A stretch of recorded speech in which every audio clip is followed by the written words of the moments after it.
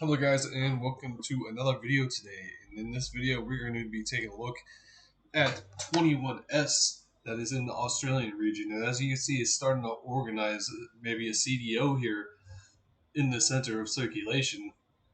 Now, this underwent a center relocation and actually kept a pretty good image of the tropical cyclone as it went through that center relocation. And as you can see here, it's looking like a pretty healthy system here. The Joint Typhoon Warning Center predicts about a 75 knot system, which we will take a look at here shortly. But as you can see here, it is getting itself organized now. And as you can see, just in the last few frames, we had a pretty big blow up of convection near the center of circulation here. So we're just going to have to keep an eye on this and see how far it goes overnight tonight. Alright, so now we're going to take a look at the sea surface temperatures here when we're going out of order, so to speak, a little bit.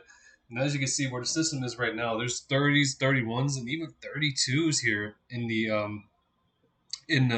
location of where this could be going in the future.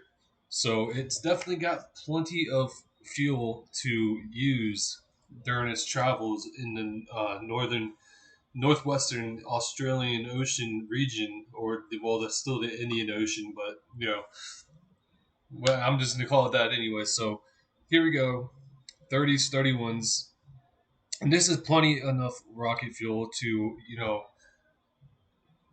have this thing strengthened into a pretty decent cyclone equivalent, like Cat 1 or maybe Cat 2 according to some models. But with that being said, we're going to bring up another tab here real quick, and we're going to take a look at the actual particulars. This is Tropical Cyclone 21, and as you can see here, it's located at 13.5 south, 112.6 east. Maximum sustained winds are at 40 knots or 45 miles per hour, so it already has tropical storm force winds. Just to the BOM, it doesn't have those tropical storm force winds across 3/4 of the quadrants of the center of circulation, which I do think now it does, though. So we're gonna have to see how if they name it overnight or not tonight. I feel like they will. We're just gonna have to wait and see what they do. Is this up yet? It's loading. Nope, it is not up yet. Well, now we're gonna take a look at this IR loop, and as you can see here, it's the CDO kind of lost some of its colors, but like I said here, there's another new convection that's popping up here in the center of near the center of circulation. So this could be growing into what could be our blow up of strengthening towards a cyclone equivalent tropical cyclone. So I think it's not going to become a tropical like an actual cyclone overnight, but I guess sometime during the day tomorrow is when I think it will become one in my time zone, EST. That's just how I feel about it. All right, so now we're going to take a look at the GFS here, and as you can see, it has it going down to 983 millibars. That's what the peak intensity looks to be. Most of these models keep it down to 10 or 1,990 millibars. Some of them take them out to sea. Some of them take them into the Australian region here. We're just gonna have to wait and see, how this all plays out. But right now, the majority of them is out to sea at this current point in time. Alright, so here is the GEPS, tracks the minimal MSLP, and this is typical GEPS, not as enthusiastic to it as the GEFS, and as we can see here, this only has a peak of around 996 millibars, and a lot of them stay around the 1010s, 10,000s, and maybe 990 if it's lucky. And then there's like two here that gets down from 990 to 980, which this is definitely not enthusiastic with that that happening. All right, so here is the GFS, and this was initialized at 18Z this evening. And as you can see here, we're at a 986 millibars. And let me see if that's what this says. 994. So this is off by a little bit. Not the best initialization millibar wise, but it's definitely getting the structure as we speak. This has 12 knots of wind shear and 93% relative humidity. So both of those are pretty favorable for additional development. And as we can see here, it peaks at like 971 here.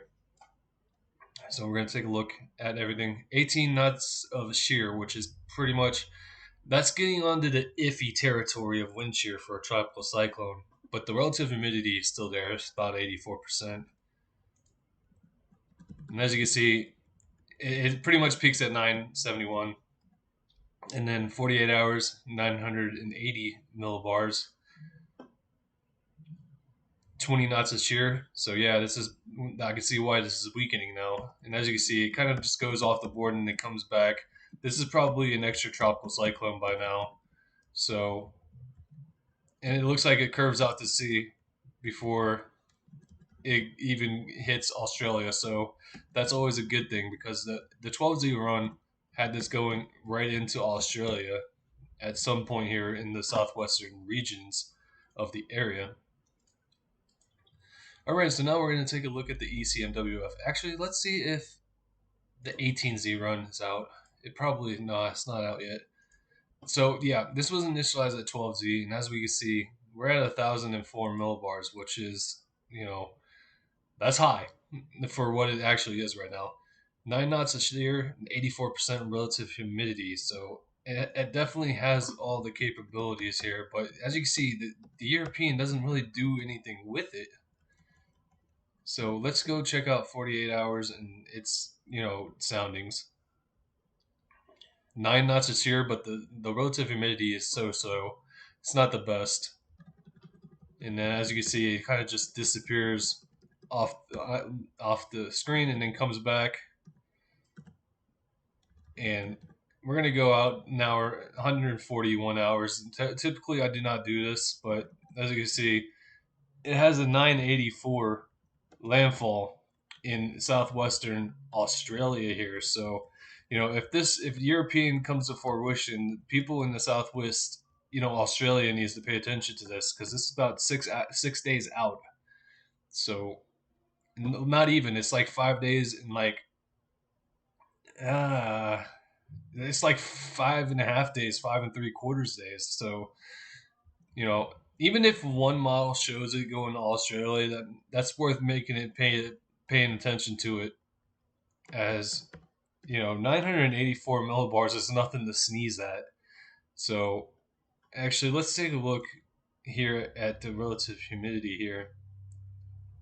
Yeah, that's looking ugly. I don't know if it should even have 984 millibars of pressure going into Australia here. That is not a good look whatsoever. But like I said, this is past the 120-hour mark, so we're gonna have to pay attention to if that actually comes to fruition or not. So it's pretty much the same old, same old. This is the GFS versus the European. Which one is going to come out on top and which one is going to lose? Obviously, we hope for the GFS out to sea solution. That's always the idea, but something like the European could happen. That's why we take a look at these models and see what could happen in the future. Anyways, that is going to be it for my quick little update on 21S here. Like I said, it should get named overnight, I would think, by the BOM. If not, they're sleeping on another system. That's just all there is to it. Anyways, thank you guys for watching, and I'll be back again tomorrow with some more updates. Have a nice night.